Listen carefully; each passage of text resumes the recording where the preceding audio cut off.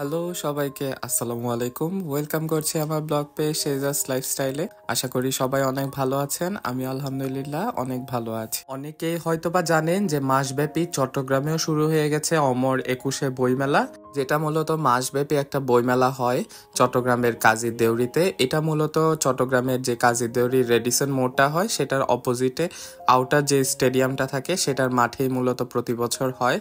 আগের মতো সেম জায়গাতেই মূলত এই বইমেলাটা হচ্ছে। তো আমি গত কয়েকদিন আগে বইমেলাতে গিয়েছিলাম।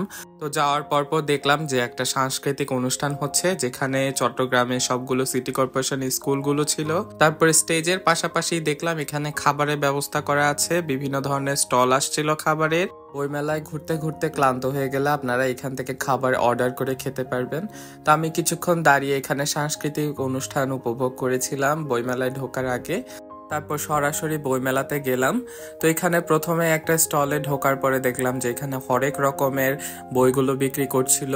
বইমেলায় আমার আসলে প্রধান আকর্ষণ থাকে যে অন্যরকম কোনো স্টল সাজানো হয়েছে কিনা, মূলত আমি সেটা দেখার জন্য যাই। আর আমার কিছু সিলেক্টিভ বই থাকে, সেগুলো খোঁজার জন্য মূলত বইমেলাতে যাওয়া হয়।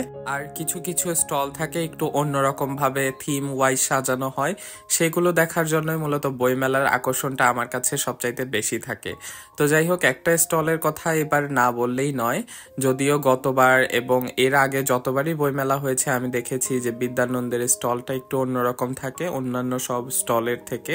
তো এবারের বিদ্যানন্দের স্টলটা ছিল কাগজের জন্য। আসলে গাছগুলোকে আমরা যেভাবে প্রতিনিয়ত ধ্বংস করছি, গাছ প্রতিরোধের জন্য আসলে এটার একটা থিম বানানো হয়েছিল যে গাছ ধ্বংসকে রক্ষা করার জন্য আর কি। তো ওনাদের একটা লেখা ছিল, লেখাটা ছিল অনেকটা এইরকম: প্রতি টন কাগজের জন্য মূলত 17টি গাছ পৃথিবীর যে কোনো কোথাও না কোথাও মৃত্যু হচ্ছে। তো আমাদের জ্ঞানের আহরণকে মেটানোর জন্য যে আত্মত্যাগ করছে গাছগুলো, সেটার পরবর্তীতে আমাদের উচিত গাছ রোপণ করা। তো এরকম একটা স্লোগান নিয়ে মূলত ওনাদের একটা থিম বানানো হয়েছিল। জিনিসটা দেখতে এত বেশি ভালো লাগছিল। তার অপোজিটেই হলো মূলত বাতিঘরের একটা স্টল ছিল। বাতিঘরের স্টলটাও মোটামুটি খুবই গোছানো আর সুন্দর ছিল, আমার দেখে খুবই ভালো লাগলো আর কি। বাতিঘরে গেলে সচরাচর আমরা যে বইগুলো দেখতে পাই সেগুলিরই সমাহার আমি দেখলাম, নতুন কোনো কিছু তেমন একটা এডিশন আমি দেখলাম না ওখানে, সচরাচর যা পাওয়া যায় আর কি। তারপর এখানে দেখলাম যে বাচ্চাদের জন্য একটা স্টল ছিল। বাচ্চাদের জন্য হরেক রকমের আসলে কালেকশন ছিল, বিজ্ঞানের যেমন বিভিন্ন ধরনের শিক্ষামূলক বই, অনেক ধরনের বই আসলে সম্ভার ছিল। আপনারা যদি বাচ্চাদেরকে নিয়ে যান অবশ্যই তাদেরকে তাদের পছন্দ অনুযায়ী তাদের মতো করে বই কিনে দিতে পারবেন। আর বড়রা গেলে তো অবশ্যই বিভিন্ন ধরনের উপন্যাস, তারপর আপনাদের যার যার পছন্দ অনুযায়ী বিভিন্ন ধরনের বই আসলে কালেকশন করতে পারবেন। কাউকে গিফট করার জন্য এখানে ছোট ছোট অনেক ধরনের বই ছিল, যেগুলো অনেক শিক্ষামূলক ছিল। তারপর ছোট বাচ্চাদের নামাজ শিক্ষার জন্য ছোট ছোট বই ছিল, বিভিন্ন দোয়া জিকির এগুলো শেখানোর জন্য ছোট ছোট অনেক ধরনের বই ছিল। এই বইগুলো আসলে অনেক চমৎকার লাগছিল আমার কাছে। তারপরে দেখলাম একটা ইসলামিক স্টল, এখানে আসলে অনেক ধরনের ইসলামিক বইগুলো ছিল। আপনারা যারা ইসলামিক বই পড়তে পছন্দ করেন তারাও এখানে চেক আউট করতে ভুলবেন না। আমি মূলত দুপুরের পর গিয়েছিলাম, তাই স্টলগুলো অনেকটা ফাঁকা ছিল। আর এখন যেহেতু বইমেলা মাত্র শুরু হয়েছে, শুক্রবার শনিবার এই দুইটা দিন ছাড়া আপনারা যদি দুপুরের দিকে যান কম ভিড়ের মধ্যে সুন্দরভাবে ঘুরে চলে আসতে পারবেন।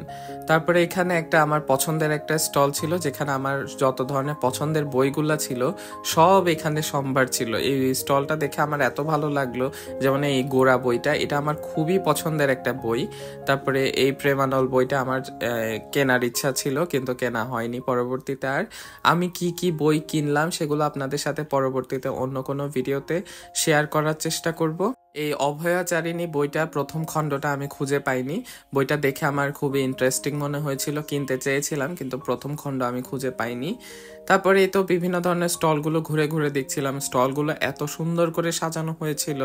তারপরে আমি খুঁজে পেলাম আমার পছন্দের লেখক সাদাত হোসেনের যে স্টলটা ছিল সেটা। এখানে সাদাত হোসেনের অনেকগুলা বই ছিল, যেমন এই পদ্মজা বইটা আমার অন্য একজন লেখকের লেখা, তবে এই পদ্মজা বইটা কেনার আমার অনেক শখ ছিল কিন্তু বাজেট বাজেট আউট হয়ে যাওয়ায় আমি এটা কিনতে পারিনি। তো যাই হোক, এখানে সাদাত হোসেনের অনেকগুলা বই আমি খুঁজে খুঁজে দেখছিলাম কোনটা নেওয়া যায়।